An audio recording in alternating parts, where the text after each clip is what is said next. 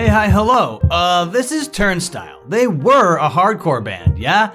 Now they're more like an arena rock band, no? That's okay. Good for them. They went from being a couple of Baltimore City punks all the way to sitting pretty at the Grammys. What do the Grammys hate? Rock music. This is the entire story of Turnstile. Or whatever. I don't know. Likes and subs. Let's go.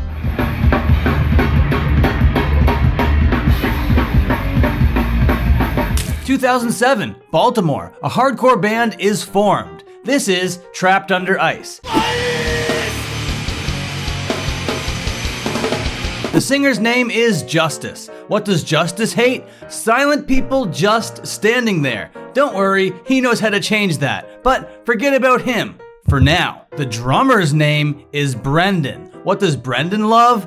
Being in bands. Multiple. Brendan starts a side project in 2010. He called that side project Turnstile. This time, he was the singer, by God. Also, forget the term side project, Justice said. Probably. It's demeaning. Definitely. Brendan balanced both bands because, like, Turnstile was new and Trapped Under Ice was huge, or whatever. In 2011, Brendan said, "Time to make an EP, I guess," with a smoothie in his hand. Probably. I picture Brendan as a wheatgrass guy. Very healthy. Later that year, Turnstile dropped that EP, called it Pressure to Succeed. They took that pressure seriously. It sounded like this. Control my mind. I shut down my own dreams to avoid the pressure. People were like, "Yay, we like this. More hardcore music for us to enjoy. Woohoo!" What else happened in 2011? Oh, yeah, Trapped Under Ice dropped a massive album called Big Kiss Goodnight. It was produced by Chad Gilbert from Newfound Glory. Big year for old Bren.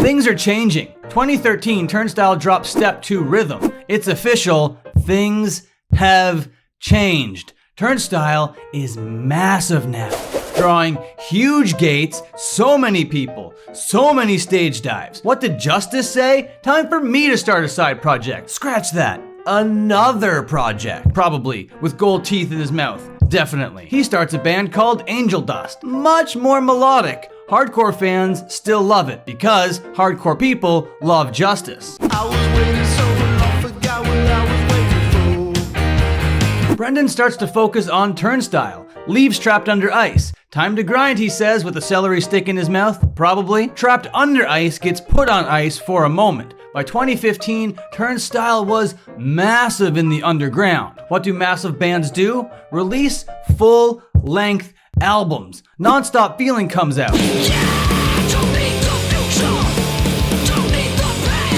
It creates an insatiable thirst within the community. The passion was contagious. The growth exponential, simple, danceable, and infectious guitar riffs handcrafted by the master licksmith himself, known as Brady Ebert, with Pat McCrory providing the rhythmic duties. We got the talented and down-to-earth Daniel Fang on drums. Freaky Franz was just kind of a wild man who filled the bass player spot, and Brendan was now the enigmatic frontman he was born to be. Typically, Brendan and Franz would mosh along with the fans during their sets. They absolutely lived for this shit. They had a winning formula for hardcore music. Seemingly, they backed up into it by sheer fluke, to accidentally scratch an itch they didn't even know existed. Seemingly. My theory, however, they knew what they were doing all along. Calculated, pinpoint accuracy, fail-proof plan, and it worked. You know what else? It just kept working. Turnstile were an avalanche at this point, picking up speed and force, collecting more intensity as they progressed onward. What did Freaky Franz probably say? "We gotta strike while the iron is hot." Probably. In 2018, the iron was so hot, in fact, it was essentially molten soup. What do dudes in popular bands love? Being in popular bands. How do they stay popular? Drop more tunes. 2018 rolls around, and it's time for the blow up. Turnstile gets signed to Roadrunner Records. Roadrunner is the heavy music arm of Warner Music. A genuine hardcore band just signed to a major. What do hardcore music fans hate? Major labels. What do hardcore music fans love? Turnstile. They were loyal to Turnstile. Signing to a major was not going to change that. Other bands who have made this exact same decision were regarded as sellouts, but not Turnstile. Want to know why?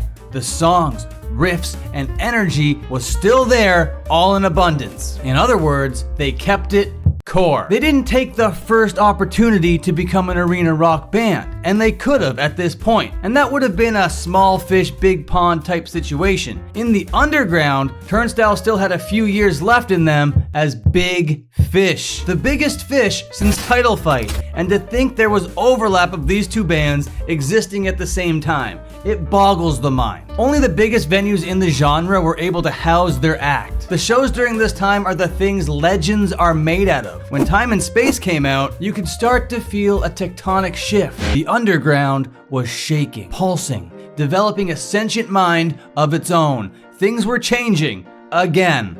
Definitely. In 2020, with a blunt in Brady's mouth, Turnstile told their fans, "We want to do more than just hardcore, you know?" When they released the Share a View EP with Mall Grab. This was a house music remix collection of songs off Time and Space. A DJ made songs that sound like this. Into this.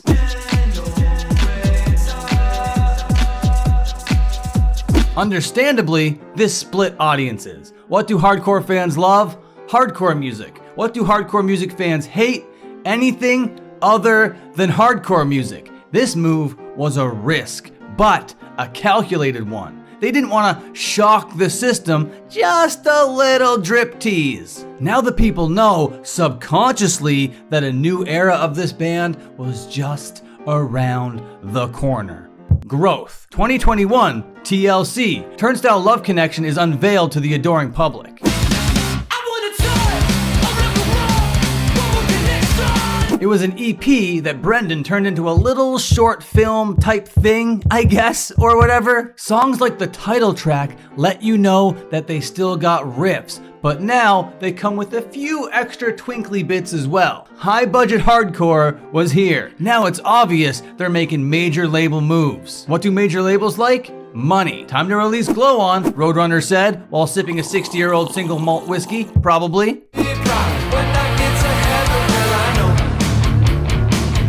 The songs from TLC are included on Glow On's robust track list, but they are no longer a hardcore band. The evolution has fully taken place. It was drip-fed and calculated all along, and it worked. They just kept leveling up.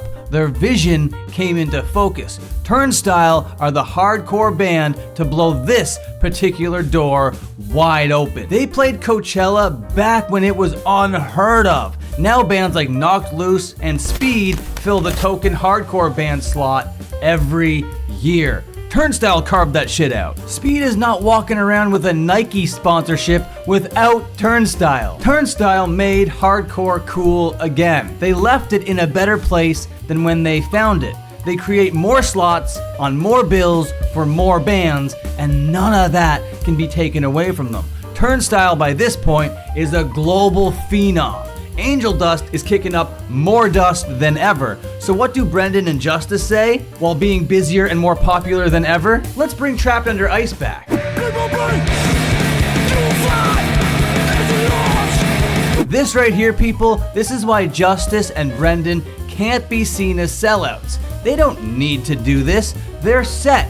They're golden geese. But they're still out there playing the big hardcore fests. They're still active in the community, and it means something to them. It gives them purpose, and it keeps them grounded to their roots. That's loyalty. Turnstile would suffer a vicious blow in 2022 when their riff writer said, "Guys, I gotta go." And just like that, Brady exited the band. His riffs were an integral part of the formula, and now the first crack in the armor of Turnstile was showing. Oh, 2023. You were very much 2023, weren't ya? Their song Holiday got nominated for a Grammy, and the boys from Turnstile showed up to the red carpet like this. It was in this moment I knew Turnstile's values were not of my own anymore. more. A hard pill to swallow it was. The Grammys showing up unironically, willingly, happy to be there with big smiles on their faces? No! On one hand, it's a signal to small bands that even they can make it. On the other hand, it's the fucking Grammys. I am vehemently opposed to the industry circle jerk that is the Grammys. Take a breath, Frampton. This shift in values may have been where we diverged sonically, but the bigger picture is bigger than my own enjoyment of the band. They've always been a group of artists interested in growing and leveling up. Why stop that now? You can't stop what they started. You can't put the avalanche back in the tube, as the old expression goes. So let's just see how far they can take this thing. Because what Turnstile meant to me as a fully grown man could mean the same thing to a 14-year-old having a hard time at home. And that kid finding that band vastly outprioritizes me. This was the inevitable destination of a band with the grind and drive of a Turnstile. That grind and drive is what got them onto the Blink-182 Yay Woohoo Tom Is Back tour. Good for them. The appeal of Turnstile is ungoddamn deniable. With all of that and their loyalty to the community taken into consideration, I guess I can look past that Grammy thing. They are just as talented, if not more, than they've always been. Except for Franz. Bless his heart. Just kidding. Love you, Franz.